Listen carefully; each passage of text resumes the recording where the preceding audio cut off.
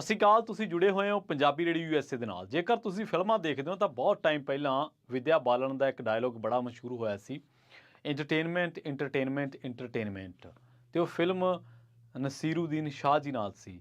Film ਕਾਫੀ ਪਸੰਦ ਕੀਤੀ ਗਈ ਅਤੇ ਡਾਇਲੋਗ ਵੀ ਕਾਫੀ ਪਸੰਦ ਕੀਤਾ ਗਿਆ। ਦੋਵਾਂ ਦੀ ਐਕਟਿੰਗ ਨੂੰ ਤਾਂ ਲੋਕ ਪਿਆਰ ਕਰਦੇ ਨੇ।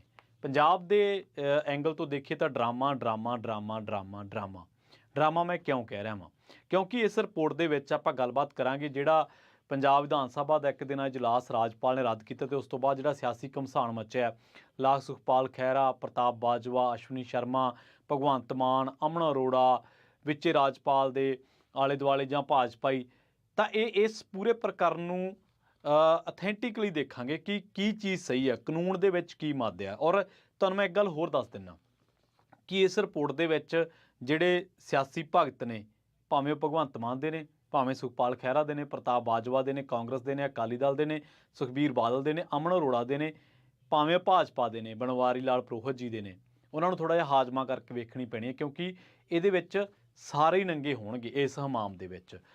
ਸਭ ਤੋਂ ਪਹਿਲੀ ਗੱਲ ਤਾਂ ਇਹ ਹੈ ਕਿ ਇਸ ਰਿਪੋਰਟ ਨੂੰ ਆਪਾਂ ਤਿੰਨ ਧਿਰਾਂ ਦੇ ਵਿੱਚ ਵੰਡਾਂਗੇ ਜਿਹੜੀਆਂ ਇਸ ਪ੍ਰਕਰਨ ਤੋਂ ਬਾਅਦ ਥਿਊਰੀਜ਼ ਆ ਰਹੀਆਂ ਨੇ। ਉਸ ਤੋਂ ਪਹਿਲਾਂ ਸਾਰੇ ਜਿੰਨੇ ਵੀ ਸਿਆਸੀ ਧਿਰਾਂ ਦੇ ਨੁਮਾਇੰਦੇ ਨੇ ਉਹਨਾਂ ਦੀ ਬਿਆਨਬਾਜ਼ੀ ਨੂੰ ਲੈ ਕੇ ਚਰਚਾ ਕਰਾਂਗੇ। ਕਿਉਂ ਨਾ ਫਿਰ ਸ਼ੁਰੂਆਤ ਅਮਨ ਅਰੋੜਾ ਤੋਂ ਹੀ ਕਰ ਲਈ ਜਾਵੇ। ਅਮਨ ਅਰੋੜਾ ਕਹਿੰਦੇ ਕਿ ਇਹ ਲੋਕਤੰਤਰ ਦੀ ਹੱਤਿਆ ਵਾ ਅਤੇ ਇਹਦੇ ਸਾਡੀ ਸਰਕਾਰ ਨੂੰ ਖਤਰਾ ਹੈ। ਅਤੇ ਆਹ ਜਿਹੜਾ ਰਾਜਪਾਲ ਨੇ ਇੱਕ ਦਿਨ ਪਹਿਲਾਂ ਹੀ ਸੈਸ਼ਨ ਰੱਦ ਕੀਤਾ ਵਾ, ਪਹਿਲਾਂ ਮਨਜ਼ੂਰੀ ਦਿੱਤੀ ਗਈ ਸੀ। ਇੱਥੇ ਮੈਂ ਇਹ ਦਰੁਸਤ ਕਰਦਾ ਚੱਲਾਂ ਕਿ ਪਹਿਲਾਂ ਮਨਜ਼ੂਰੀ ਸੀ ਇਸ 22 ਤਰੀਕ ਵਾਲੇ ਇੱਕ ਦਿਨਾਂ ਇਜਲਾਸ ਨੂੰ, ਤਾਂ ਉਹ ਕਹਿੰਦੇ ਕਿ ਅਸੀਂ ਭਰੋਸਗੀ ਵਾਲਾ ਬੇਭਰੋਸਗੀ ਵਾਲਾ ਮਤਾ ਲਿਆਉਣਾ ਸੀਗਾ। ਪਰ ਹੁਣ ਕੀ ਹੋ ਗਿਆ ਕਿ ਹੁਣ ਲੋਕਤੰਤਰ ਦੀ ਹੱਤਿਆ ਹੋ ਗਈ। ਬਿਲਕੁਲ ਇਹ ਗੱਲ ਇੱਕ ਹੱਦ ਤੱਕ ਮੈਂ ਇਹਦੇ ਨਾਲ ਮੁਤਫਿਕ ਹਾਂ ਵੀ ਲੋਕਤੰਤਰ ਦੀ ਹੱਤਿਆ ਹੋ ਗਈ ਜਦੋਂ ਰਾਜਪਾਲ ਕੋਲੇ ਪਾਵਰਾਂ ਹੀ ਜ਼ਿਆਦਾ ਨੇ। ਪਰ ਅਮਨ ਅਰੋੜਾ ਜੀ, ਤੁਸੀਂ ਭੁੱਲ ਰਹੇ ਹੋ, ਤੁਸੀਂ ਲੋਕਾਂ ਨੂੰ ਗੁੰਮਰਾਹ ਕਰ ਰਹੇ ਹੋ। ਲੋਕਤੰਤਰ ਦੀ ਹੱਤਿਆ ਤਾਂ ਠੀਕ ਹੈ ਜਦੋਂ ਕੋਈ ਵੀ ਰਾਜਪਾਲ ਆਪਣੇ ਦਾਇਰੇ ਤੋਂ ਬਾਹਰ ਜਾ ਕੇ ਕਰੂਗਾ, ਪਰ ਤੁਹਾਨੂੰ ਪਤਾ ਵਾ ਪਿਛਲੇ ਦਿਨੀ ਇਸੇ ਰਾਜਪਾਲ ਨੇ ਸਰਹੱਦ 'ਤੇ ਜਾ ਕੇ ਇਹ ਗੱਲ ਕਹੀ ਸੀਗੀ ਕਿ ਮਾਈਨਿੰਗ ਹੋ ਰਹੀ ਆ, ਪੰਜਾਬ ਸਰਕਾਰ ਫੇਲ ਆ, ਨਸ਼ਾ ਆ ਰਿਹਾ, ਪੰਜਾਬ ਸਰਕਾਰ ਫੇਲ ਹੈ। ਤੁਹਾਡੇ ਵਿਧਾਇਕਾਂ ਨੇ ਮੂੰਹ 'ਚ ਘੁੰਗਣੀਆਂ ਪਾਈਆਂ ਹੋਈਆਂ ਸੀ ਉਦੋਂ ਤੁਹਾਨੂੰ ਕਿਉਂ ਨਾ ਯਾਦ ਆਇਆ?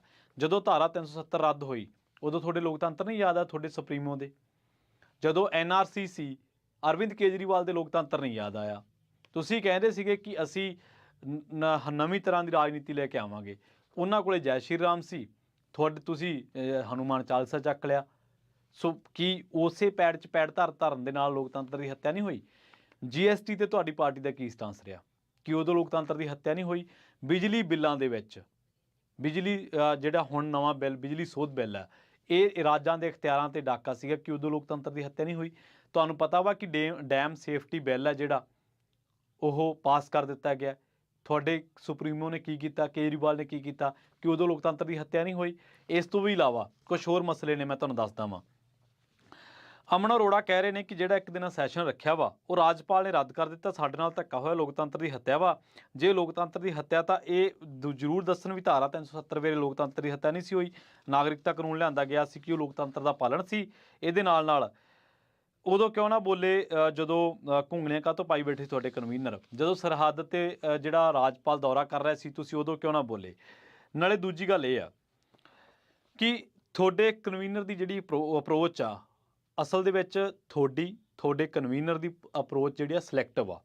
ਇਹ ਤੁਸੀਂ ਬੜੀ ਬੇਸ਼ਰਮੀ ਨਾਲ ਕਹਿ ਰਹੇ ਹੋ ਕਿ ਇੱਕ ਵਾਰ ਸੱਦਿਆ ਸੈਸ਼ਨ, ਇਹ ਜਿਹੜੀ ਪ੍ਰੈਸ ਕਾਨਫਰੰਸ ਕਰ ਰਹੇ ਸੀ ਮੈਂ ਉਹਦੀ ਗੱਲ ਕਰ ਰਿਹਾ ਵਾਂ ਕਿ ਇੱਕ ਵਾਰ ਸੱਦਿਆ ਸੈਸ਼ਨ ਰੱਦ ਨਹੀਂ ਕਰ ਸਕਦੇ। ਪਰ ਤੁਸੀਂ ਲੋਕਾਂ ਨੂੰ ਇਹ ਕਿਉਂ ਨਹੀਂ ਦੱਸਦੇ ਕਿ ਸਰਕਾਰ ਆਪਣੀ ਮਰਜ਼ੀ ਨਾਲ ਬੇਭਰੋਸਗੀ ਦਾ ਮਤਾ ਲਿਆ ਹੀ ਨਹੀਂ ਸਕਦੀ? ਕਿਹੜੇ ਮੂੰਹ ਨਾਲ ਸੰਵਿਧਾਨ ਬਚਾਉਣ ਦੀ ਤੁਸੀਂ ਗੱਲ ਕਰਦੇ ਹੋ? ਨੋਟਬੰਦੀ 'ਤੇ ਸਟੈਂਡ ਦੱਸੋ, ਪੰਜਾਬ ਦੇ ਪਾਣੀਆਂ, ਬਿਜਲੀ ਸੋਧ ਬਿੱਲ, SYL 'ਤੇ ਅਰਵਿੰਦ ਕੇਜਰੀਵਾਲ ਪਹਿਲਾਂ ਕੁਛ ਹੋਰ ਸੀ ਫਿਰ ਕੁਛ ਹੋਰ, ਸੁਨੀਲ ਗੁਪਤਾ ਤੁਹਾਡੀ ਪਾਰਟੀ ਦਾ ਰਾਜ ਸਭਾ ਮੈਂਬਰ, ਔਰ ਤੁਹਾਡੀ ਹੀ ਪਾਰਟੀ ਦੇ ਬੰਦੇ 'ਤੇ ਐਲੀਗੇਸ਼ਨ ਲੱਗੇ ਨੇ ਕਿ ਇਹ ਲਵਲੀ ਪ੍ਰੋਫੈਸ਼ਨ ਯੂਨੀਵਰਸਿਟੀ ਦੀ ਜਿਹੜੀ ਜ਼ਮੀਨ ਆ ਉਹ ਦੱਬੀ ਹੋਈ ਹੈ। ਤੁਸੀਂ ਕਿਹੜੀ ਗੱਲਾਂ ਕਰਦੇ ਹੋ? GST ਦੇ ਕਿੰਨੇ ਕੁ ਸੰਘਰਸ਼ ਕੀਤੇ ਆ? ਕਦੇ ਲੋਕਾਂ ਨੂੰ ਅਰਬਨ ਨਕਸਲੀ ਦੱਸਿਆ ਜਾ ਰਿਹਾ ਸੀਗਾ, ਤੁਸੀਂ ਉਦੋਂ ਕੀ ਕੀਤਾ? ਕਦੇ ਪੱਤਰਕਾਰਾਂ ਨੂੰ ਅੰਦਰ ਡੱਕਿਆ ਜਾ ਰਿਹਾ ਸੀ, ਤੁਸੀਂ ਕਿੰਨਾ ਕੁ ਸੰਘਰਸ਼ ਕੀਤਾ? ਕਿਸਾਨਾਂ ਦੀਆਂ ਫਰਦਾਂ ਮੰਗ ਕੇ ਔਨਲਾਈਨ ਸਾਰਾ ਰਿਕਾਰਡ ਕੀਤਾ ਜਾ ਰਿਹਾ, ਤੁਸੀਂ ਕੀ ਕਰ ਰਹੇ ਹੋ? ਦੱਸਿਓ ਜ਼ਰੂਰ। ਤੁਸੀਂ ਲੋਕਾਂ ਨੂੰ ਦੱਸਦੇ ਕਿਉਂ ਨਹੀਂ ਕਿ ਤੁਹਾਡੇ ਜਿਹੜੇ ਵਿਧਾਇਕ ਇਹਨਾਂ ਨੂੰ ਖਰੀਦਣਾ ਕੌਣ ਚਾਹੁੰਦਾ, ਤੁਹਾਡੇ ਹੱਥ ਕਿਹਨੇ ਫੜੇ ਆ? ਪਹਿਲੀ ਗੱਲ ਤਾਂ। ਦੂਜੀ ਗੱਲ ਇਹ ਕਿ ਸਰਕਾਰ ਤੁਹਾਡੀ ਹੈ, ਪੁਲਿਸ ਤੁਹਾਡੀ ਆ, ਲਿਆਓ ਕੱਢ ਕੇ ਨੰਗੇ ਕਰੋ ਉਹਨਾਂ ਲੋਕਾਂ ਨੂੰ ਜਿਹੜੇ ਤੁਹਾਡੇ ਵਿਧਾਇਕਾਂ ਨੂੰ ਖਰੀਦ ਕੇ ਤੁਹਾਡੀ ਸਰਕਾਰ ਡਿੱਗਣੀ ਚਾਹੁੰਦੇ ਆ। ਅਸਲ ਦੇ ਵਿੱਚ ਡਰਾਮੇਬਾਜ਼ੀਆਂ ਨੇ। ਡਰਾਮੇਬਾਜ਼ੀਆਂ ਕਿਉਂ ਕਰਦੇ ਆ? ਕਿਉਂ ਲੋਕਾਂ ਦਾ ਸਮਾਂ ਜ਼ਾਇਆ ਕਰਦੇ ਆ? ਦੂਜੀ ਰਹੀ ਗੱਲ ਪ੍ਰਤਾਪ ਸਿੰਘ ਬਾਜਵਾ ਦੀ, ਪ੍ਰਤਾਪ ਬਾਜਵਾ ਕਹਿੰਦੇ ਨੇ ਕਾਂਗਰਸ ਕਹਿੰਦੀ ਵੀ ਅਸੀਂ ਰਾਜਪਾਲ ਦਾ ਸਮਰਥਨ ਕਰਦੇ ਹਾਂ। ਕਾਂਗਰਸ ਕਿਹੜੇ ਮੂੰਹ ਨਾਲ ਕਵੇ ਇਸ ਘਟਨਾਕ੍ਰਮ ਨੂੰ ਕਿ ਇਹ ਗਲਤ ਆ? ਉਹਨਾਂ ਨੇ ਤਾਂ ਆਪ ਸਰਕਾਰਾਂ ਤੋੜੀਆਂ ਆ, ਇੰਦਰਾ ਗਾਂਧੀ ਨੇ ਤਾਂ ਆਪ ਐਮਰਜੈਂਸੀ ਲਾਈ ਆ। ਸੁਖਬੀਰ ਸਿੰਘ ਬਾਦਲ ਦਾ ਬਿਆਨ ਵੇਖ ਲਓ, ਉਹ ਕਹਿੰਦੇ ਜੀ ਇਹ ਚੰਗਾ ਹੋ ਗਿਆ, ਅਸੀਂ ਭਾਜਪਾ ਦੇ ਨਾਲ ਆ, ਚੰਗਾ ਕੰਮ ਕੀਤਾ, ਤੁਸੀਂ ਵਾਕਈ ਭਾਜਪਾ ਦੇ ਨਾਲ ਹੋ, ਇਹਦੇ 'ਚ ਕੋਈ ਦੋ ਰਾਏ ਨਹੀਂ। ਕਿਉਂਕਿ ਧਾਰਾ 370 ਹਟਾਈ, ਜਿਹੜਾ ਅਕਾਲੀ ਦਲ ਐਮਰਜੈਂਸੀ ਦਾ ਵਿਰੋਧ ਕਰਦਾ ਸੀ, ਜਿਹੜਾ ਅਕਾਲੀ ਦਲ ਅਨੰਦਪੁਰ ਸਾਹਿਬ ਦੇ ਮਤੇ ਦੀ ਪੈਰਵਾਈ ਕਰਦਾ ਸੀ, ਉਹ ਧਾਰਾ 370 ਤੋੜਨ ਤੋਂ ਬਾਅਦ ਅਨੁਰਾਗ ਠਾਕਰ ਨਾਲ ਇੱਦਾਂ ਪਿਸਤੌਲ ਵਾਲਾ ਦੇਸ਼ ਕੇ ਗੱਦਾरों को गोली मारो डैश को ਉਹਦੇ 'ਚ ਐਕਸ਼ਨ ਬਣਾ ਰਿਹਾ ਸੀ। ਆਹ ਸਟਾਂਸ ਹੈ ਤੁਹਾਡਾ ਖੇਤਰੀ ਪਾਰਟੀ ਦਾ। ਕਿੰਨਾ ਸ਼ਾਨਾ ਮਤਾ ਇਤਿਹਾਸ ਆ ਅਕਾਲੀ ਦਲ ਦਾ, ਅਤੇ ਸ਼੍ਰੋਮਣੀ ਅਕਾਲੀ ਦਲ ਬਾਦਲ ਦਾ ਹੁਣ ਇਤਿਹਾਸ ਦੇਖ ਲਓ ਤੁਸੀਂ ਕੀ ਹੈ। ਸੋ ਉਹ ਵੀ ਇਸ ਮਸਲੇ 'ਤੇ ਕਹਿ ਰਹੇ ਆ, ਕਿੰਨਾ ਹਾਸੋਹੀਣੀ ਗੱਲ ਹੈ ਕਿ ਬੜਾ ਸ਼ਰਮਨਾਕ ਦਿਹਾੜਾ ਹੈ, ਸਰਕਾਰ ਨੇ ਇਜਲਾਸ ਸੱਦ ਕੇ ਪੈਸੇ ਖਰਾਬ ਕਰਨੇ ਸੀ, ਹੁਣ ਪੰਜਾਬ ਦੇ ਖਜ਼ਾਨੇ ਦਾ ਫਿਕਰ ਸੁਖਬੀਰ ਸਿੰਘ ਬਾਦਲ ਨੂੰ ਵੀ ਹੈ। ਤੁਹਾਨੂੰ ਲੱਗਦਾ ਕਿ ਹਾਸੋਹੀਣੀ ਗੱਲ ਨਹੀਂ ਹੈ? ਉਸ ਤੋਂ ਵੀ ਇਲਾਵਾ ਹੁਣ ਆਪਾਂ ਗੱਲ ਕਰਦੇ ਹਾਂ ਭਾਜਪਾ ਦੀ ਪੋਲੀਟਿਕਸ ਦੀ। ਭਾਜਪਾ ਕਿਸ ਤਰੀਕੇ ਨਾਲ, ਮੈਂ ਜ਼ਿਕਰ ਕੀਤਾ ਸੀ ਸ਼ੁਰੂਆਤ ਦੇ ਵਿੱਚ ਕਿ ਜਿਹੜੇ ਬਨਵਾਰੀ ਲਾਲ ਪੁਰੋਹਿਤ ਨੇ, ਇਹਨਾਂ ਦਾ ਕੰਮਕਾਰ ਕਰਨ ਦਾ ਤਰੀਕਾ ਬੜਾ ਹੋਰ ਢੰਗ ਦਾ ਵਾ। ਇਹ ਆਮ ਆਦਮੀ ਪਾਰਟੀ ਵਾਲੇ ਕਹਿੰਦੇ ਨਾ ਕਿ ਸਾਡੀ ਸਰਕਾਰ ਤੋੜੀ ਜਾ ਰਹੀ ਹੈ ਜੀ, ਅਸੀਂ ਆਹ ਕਰਨਾ ਸੀ, ਫਲਾਹ ਕਰਨਾ ਸੀਗਾ। ਅਸਲ ਦੇ ਵਿੱਚ ਇਹਨਾਂ ਨੂੰ ਪਤਾ ਹੀ ਨਹੀਂ ਸਰਕਾਰਾਂ ਕਿਵੇਂ ਟੁੱਟਦੀਆਂ। ਇਹ ਹੋਛੀ ਸਿਆਸਤ ਕਰ ਰਹੇ ਆ। ਕੇਜਰੀਵਾਲ ਸਣੇ ਭਗਵੰਤ ਮਾਨ, ਮਹਾਰਾਸ਼ਟਰ ਦੇ ਵਿੱਚ ਸਰਕਾਰ ਤੋੜੀ ਹੈ ਭਾਜਪਾ ਨੇ, ਏਕਨਾਥ ਸ਼ਿੰਦੇ ਸਰਕਾਰ ਡਿੱਗ ਗਿਆ, ਨਾਲ ਵਿਧਾਇਕ ਲੈ ਕੇ ਸਰਕਾਰ ਬਣਾਤੀ ਬੀਜੇਪੀ ਦੀ। ਅਗਲਿਆਂ ਨੇ ਮੱਧ ਪ੍ਰਦੇਸ਼ ਦੇ ਵਿੱਚ ਸਰਕਾਰ ਡਿੱਗੀ ਹੈ ਕਾਂਗਰਸ ਦਾ ਬੰਦਾ ਪੱਟ ਕੇ, ਰਾਜਸਥਾਨ ਦੇ ਵਿੱਚ ਸਰਕਾਰ ਡਿੱਗਣੀ ਸੀ। ਅਤੇ ਤੁਸੀਂ ਰਹੀ ਗੱਲ ਰਾਜਪਾਲ ਦੀ ਪੋਲੀਟਿਕਸ ਦੀ, ਤੁਹਾਨੂੰ ਜਗਦੀਪ ਧਨਖੜ ਬਾਰੇ ਅਤੇ ਮਮਤਾ ਬੈਨਰਜੀ ਦੇ ਕਨਫਲਿਕਟ ਬਾਰੇ ਨਹੀਂ ਸ਼ਾਇਦ ਪਤਾ। ਜੇ ਪਤਾ ਹੋਵੇ ਤਾਂ ਤੁਸੀਂ ਆਹ ਹੋਛੀਆਂ ਗੱਲਾਂ ਨਾ ਕਰੋ। ਅਤੇ ਦੂਜੀ ਗੱਲ ਇਹ ਹੈ, ਤੁਹਾਨੂੰ ਕੇਰਲ ਦੇ ਰਾਜਪਾਲ ਬਾਰੇ ਨਹੀਂ ਪਤਾ, ਤੁਹਾਨੂੰ ਜੰਮੂ ਕਸ਼ਮੀਰ ਦੇ ਰਾਜਪਾਲ ਬਾਰੇ ਨਹੀਂ ਪਤਾ ਵੀ ਉਹ ਕਿਵੇਂ ਸਿਆਸਤ ਕਰਦੇ ਆ। ਹੁਣ ਆਈਏ ਆਪਾਂ ਥਿਊਰੀਜ਼ 'ਤੇ, ਜਿਹੜੀਆਂ ਥਿਊਰੀਜ਼ ਦਿੱਤੀਆਂ ਜਾ ਰਹੀਆਂ। ਲੋਕ ਵੀ ਵੰਡੇ ਹੋਏ ਨੇ, ਇਹਦੇ ਵਿੱਚ ਕੋਈ ਦੋ ਰਾਏ ਨਹੀਂ। ਲੋਕ ਪਹਿਲੀ ਧਿਰ ਉਹ ਹੈ ਜਿਹੜੀ ਕਹਿੰਦੀ ਕਿ ਚੰਗਾ ਹੋਇਆ ਪੰਜਾਬ ਦੇ ਲੋਕਾਂ ਦਾ 1 ਕਰੋੜ ਰੁਪਈਆ ਬਚ ਗਿਆ ਇੱਕ ਦਿਨਾਂ ਦਾ ਇਜਲਾਸ ਸੱਦ ਕੇ। ਪਰ ਮੈਂ ਤੁਹਾਨੂੰ ਇੱਕ ਗੱਲ ਦੱਸਣੀ ਚਾਹੁੰਦਾ ਵਾਂ, ਲੋਕ ਸਾਰੇ ਪ੍ਰਕਰਣ ਦੇ ਵਿੱਚ ਬੀਜੇਪੀ ਦੀ ਪੋਲੀਟਿਕਸ ਨੂੰ ਬਾਈਪਾਸ ਕਰ ਰਹੇ ਆ। ਦੇਖੋ, ਆਪਾਂ ਵੀ ਪ੍ਰਤਾਪ ਬਾਜਵਾ ਨੂੰ ਕੋਟ ਕੀਤਾ, ਸੁਖਬੀਰ ਬਾਦਲ ਨੂੰ ਕੋਟ ਕਰਤਾ, ਭਗਵੰਤ ਮਾਨ, ਅਮਨ ਅਰੋੜਾ ਨੂੰ ਕੋਟ ਕਰਤਾ। ਭਗਵੰਤ ਮਾਨ ਨੇ ਵੀ ਕਿਹਾ ਕਿ ਲੋਕਤੰਤਰ ਦੀ ਹੱਤਿਆ, ਪਰ ਅਸਲ ਦੇ ਵਿੱਚ ਅਰਵਿੰਦ ਕੇਜਰੀਵਾਲ ਨੇ ਵੀ ਕਿਹਾ ਤਾਂ ਹੋਣਾ, ਪਰ ਅਸਲ ਦੇ ਵਿੱਚ ਬੀਜੇਪੀ ਦੀ ਪੋਲੀਟਿਕਸ ਨੂੰ ਬਾਈਪਾਸ ਕੀਤਾ ਜਾ ਰਿਹਾ। ਉਹ ਕਿਵੇਂ?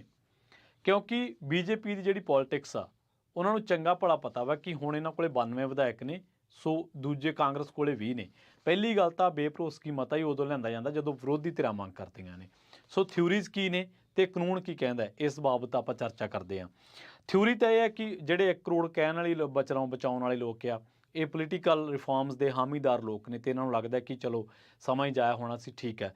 ਦੂਜੀ ਥਿਊਰੀ ਇਹ ਹੈ, ਜਿਹੜੇ ਕੱਟੜ ਫੈਨ ਨੇ ਭਗਵੰਤ ਮਾਨ ਸਾਹਿਬ ਦੇ, ਮੁੱਖ ਮੰਤਰੀ ਸਾਹਿਬ ਦੇ, ਉਹ ਕਹਿੰਦੇ ਕਿ ਜੀ ਇਹ ਤਾਂ ਮਾਨ ਸਰਕਾਰ ਨੂੰ ਅਸਥਿਰ ਕਰਨ ਦੀਆਂ ਕੋਸ਼ਿਸ਼ਾਂ ਨੇ।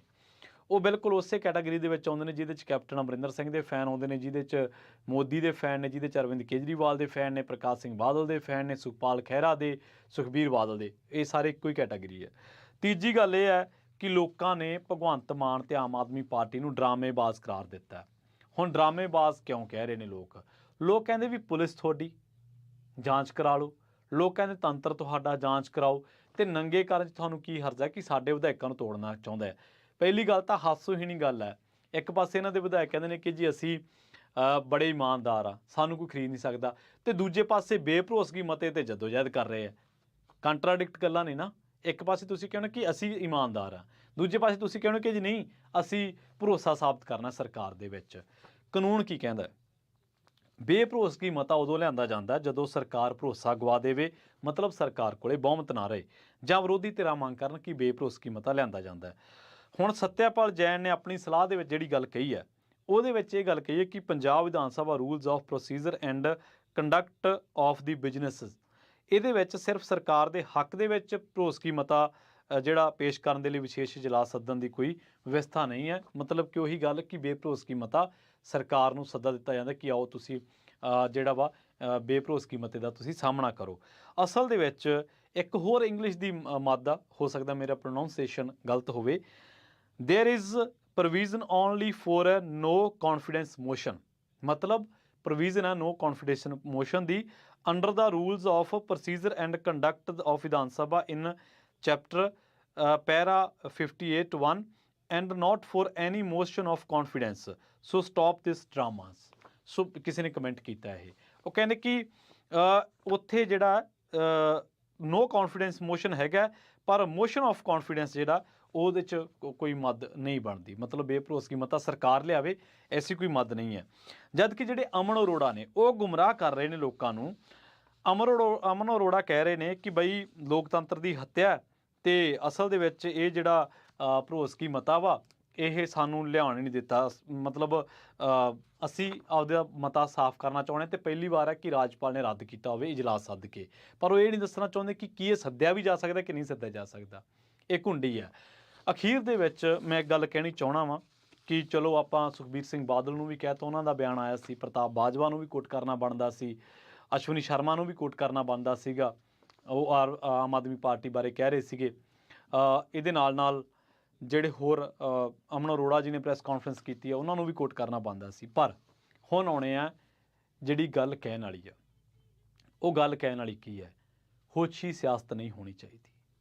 ਸੁਹਿਰਦਤਾ ਨਾਲ ਸੋਚੋ, ਜੇ ਤੁਸੀਂ ਆਮ ਆਦਮੀ ਪਾਰਟੀ ਨੂੰ ਸਰਕਾਰ ਨੂੰ ਚੁਣਿਆ ਵਾ, ਜੇ ਤੁਸੀਂ ਭਗਵੰਤ ਮਾਨ ਦੇ ਫੈਨ ਹੋ, ਜੇ ਤੁਸੀਂ ਸਰਕਾਰ ਦੇ ਫੈਨ ਹੋ, ਇਸ ਸਾਰੇ ਕਾਸੇ ਦੀ ਕੋਈ ਲੋੜ ਨਹੀਂ ਸੀ। ਅਸਲ ਦੇ ਵਿੱਚ ਆਪਦਾ ਬਹੁਮਤ ਸਾਬਤ ਹੋਰ ਤਰੀਕੇ ਨਾਲ ਵੀ ਕੀਤਾ ਜਾ ਸਕਦਾ। ਤੁਸੀਂ ਪ੍ਰੈਸ ਕਾਨਫਰੰਸ ਕਰਦੇ ਹੋ, ਤੁਸੀਂ ਕਹਿੰਦੇ ਹੋ ਕਿ ਸਾਨੂੰ ਭਰੋਸਾ ਹੈ, ਤਾਂ ਫਿਰ ਰੱਖੋ ਭਰੋਸਾ। ਕਿਉਂ ਕਿ ਰਾਜਪਾਲ ਨੂੰ ਵੈਸੇ ਜਾ ਕੇ ਸਾਰੇ ਵਫਦ ਮਿਲ ਕੇ ਆਪਦਾ ਭਰੋਸਾ ਸਾਬਤ ਕਰ ਦਿਓ। ਕਿਸੇ ਨੇ ਵਿਰੋਧੀ ਧਿਰ ਨੇ ਤਾਂ ਕਿਹਾ ਹੀ ਨਹੀਂ ਕਿ ਤੁਸੀਂ ਭਾਈ ਬੇਭਰੋਸਗੀ ਮਤਾ ਅਸੀਂ ਲਿਆਉਣਾ ਤੇ ਤੁਸੀਂ ਆਪਦਾ ਬਹੁਮਤ ਸਾਬਤ ਕਰੋ, ਕਿਸੇ ਨੇ ਤਾਂ ਕਿਹਾ ਹੀ ਨਹੀਂਗਾ।